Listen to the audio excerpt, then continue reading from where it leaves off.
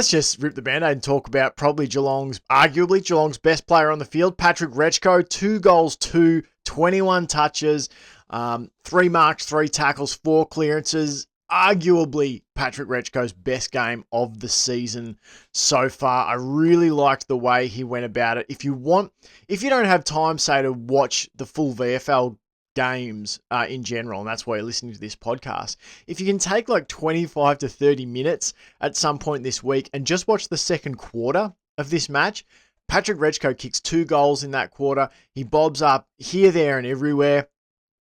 So yeah, go and do yourself a favour. If you like, I'm not going to watch any, or I might watch 1 or 2 VFL games this season, but I'd like to keep up, with my own eyeballs.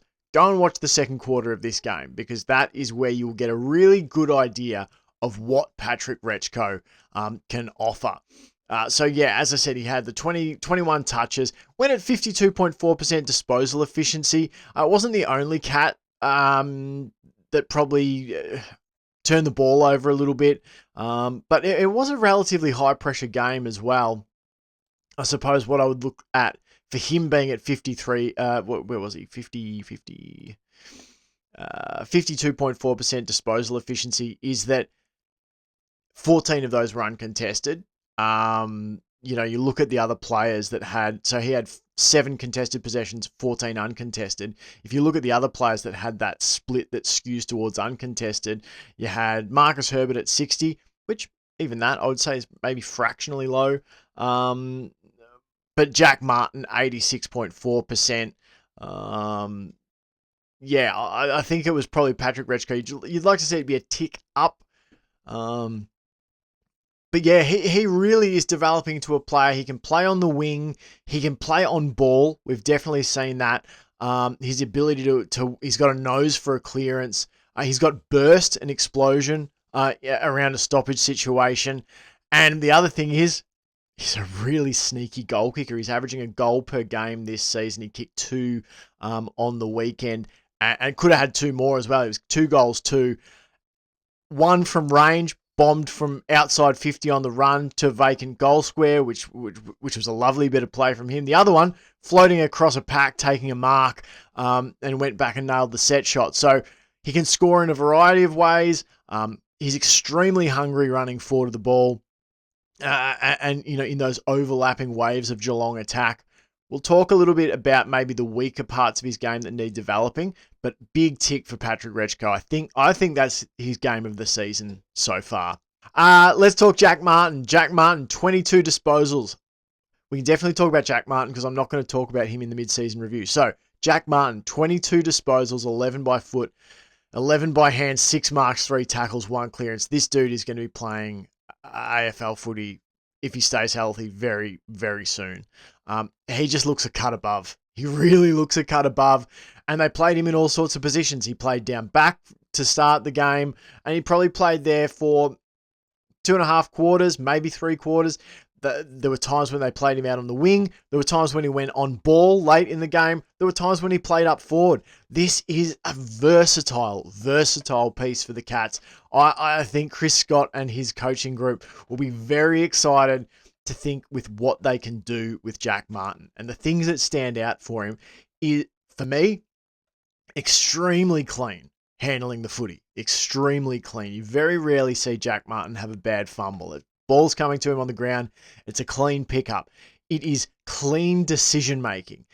He's a player that knows how to play within himself sometimes, to just give a simple ball out to the side, to just give a simple kick out to space to a teammate. He's not trying to, chew off. There's a few young players in Geelong's team who they want to do it all themselves. They want to deliver the long kick down the line. I think Retschko's one of these. I think Jai Clark at times is one of these, where even when they have a bit of time, they're more inclined to go downfield.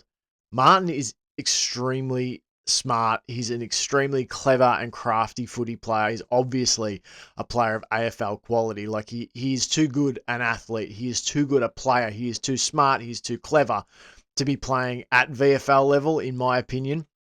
If he stays healthy, he will find his way into this Cats lineup because of his versatility, because he looked to offer something wherever you put him. Down back, he can float and intercept mark and rebound, and he's got smooth skills to distribute the footy out of the back line. You put him on the wing, he's a troubling matchup out on a wing because he's quite tall, he's quite strong, but he's also fleet of foot. You put him on ball, he's a willing tackler, he's quite strong-bodied, he can burst away from a stoppage, which we saw a couple of times. And if you put him up forward, he can crumb it off the ground, he can lead and mark, he can contest. He is an incredible get for the Cats. And I know it's sort of a cheesy headline sort of thing to write, but, secret weapon for Geelong in the second half of the season. If he gets healthy, and it's an if he can stay healthy because he's had his issues with it, but he looks very, very exciting. It would have been between him and Retschko probably for my man of the match for the Cats. I probably would have just given it to Retschko, but yeah, Jack Martin looks extremely, extremely good. We'll pivot that into a discussion about Cam Guthrie. Managed minutes, he only played the 3 quarters. He had 16 disposals. So if you think about it, 16 touches across 3 quarters. He's going at about 5 and a bit touches. He would have had about 20, you would think, if he played out the game. As it is, he plays 3 quarters, 16 disposals, 1 mark, 1 tackle, 2 clearances. It's going to be interesting to see what the green light is for Cam Guthrie to go up into the AFL. Is the fact that he's played 3 quarters a sign that they're not yet comfortable him running out a VFL game in full? Or is it, we actually think he's doing well, we want to save him and manage his minutes for when we bump him up to the AFL in a week or two? I guess we'll see. If he lines up again in the VFL and plays out a full game, we know it's the fact that they don't quite feel that he's got the tank or the comfort level maybe yet to play a full game at VFL. Not so much that they're saving him. But yeah, he was good. Cam Guthrie looks good.